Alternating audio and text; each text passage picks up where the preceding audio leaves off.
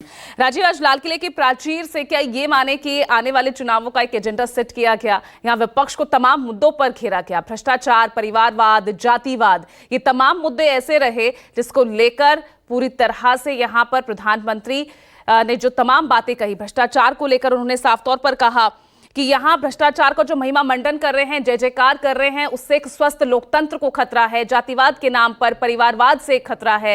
1 लाख नए ऐसे fresh blood आने चाहिए जिनका कोई राजनीतिक बैकग्राउंड ना हो। यानी चुनावों का एजेंडा यहीं से सेट होता दिख रहा है अब।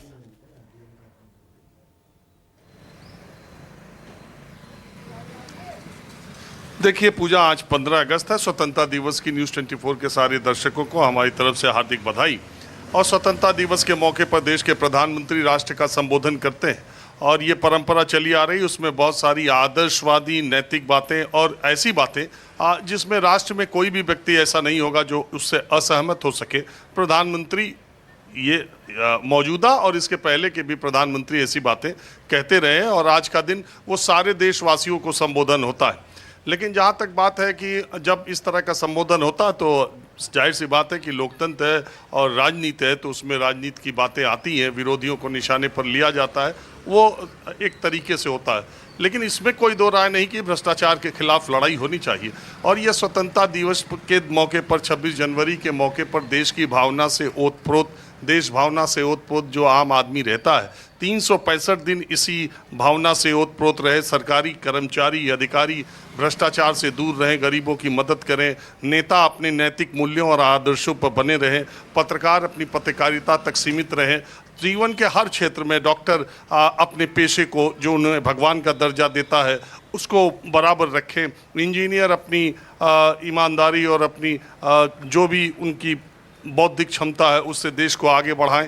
ये सब चीज़ें आज के दिन कहने को अच्छी लगती है, लेकिन हकीकत 364 दिन क्या होता है समाज में आपको पता है। अब भ्रष्टाचार की बात जब आप करते हैं, भारतीय जनता पार्टी का कोई नेता प्रवक्ता से लेकर प्रधानमंत्री तक करता है तो उसे अजीत पवार, छगन भुजबल, हसन मुशर्रफ और अशोक चौहान, इसके अलावा प्रफुल्ल पटेल, वो सब चेहरे याद आते हैं जब प्रधानमंत्री समेत बीजेपी के तमाम नेता इन्हीं नेताओं को भ्रष्टाचार की गंगा और नेचुरली करप्ट पार्टी महाराष्ट्र के कहते थे। बहुत सारे जब परिवारवाद की बात होती है तो जो लोग भी मंत्री हैं, आशीष पटेल उत्तर प्रदेश में और अनुप्रिया पटेल केंद्र में और चिराग पासवान केंद्र में और माधवराव सिंधिया के बेटे ज्योतिरादित्य सिंधिया केंद्र में, जितिन प्रसाद के बेटे जितेंद्र प्रसाद के बेटे जितिन प्रसाद केंद्र में, तो तमाम वो चेहरे भी याद आने लगते हैं।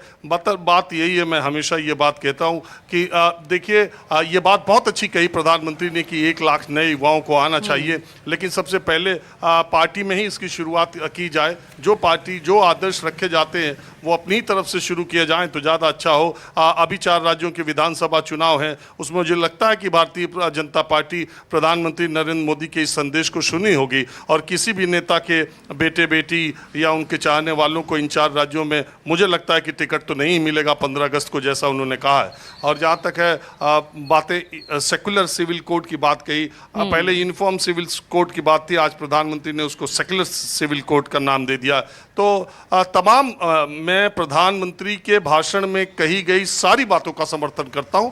आदर्श के तौर पर, उच्च नैतिक मूल्यों के तौर पर वो सारी बातें सही है और किसी भी देश के खड़ा होने के लिए इन सारी चीज़ों को अगर आत्मसात किया जाए तो निश्चित तौर पर देश में तमाम बुराइयों को और तमाम चीज़ों को दूर किया जा सकता है। लेकिन बात वही है कि हकीकत ज़मीनी स्तर पर क्या है। जब चुनाव होता है तो यही प्रधानमंत्री और यही देश के जो नेता अलग अलग पार्टियों के हैं उनकी बातें क्या होती हैं।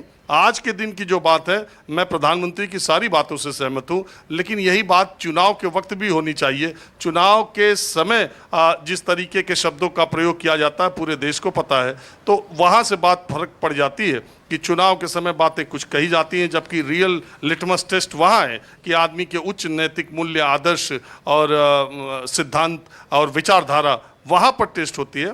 15 अगस्त तो देश को संबोधन है और मैं मानता हूँ कि प्रधानमंत्री ने बहुत अच्छी और प्रेरणादायी और नैतिक मूल्यों और आदर्शों वाली बात की है। बिल्कुल, लेकिन चुनावों के समय वो सुर क्यों बदल जाते हैं, ये एक बहुत बड़ा सवाल यहाँ खड़ा हो जाता है।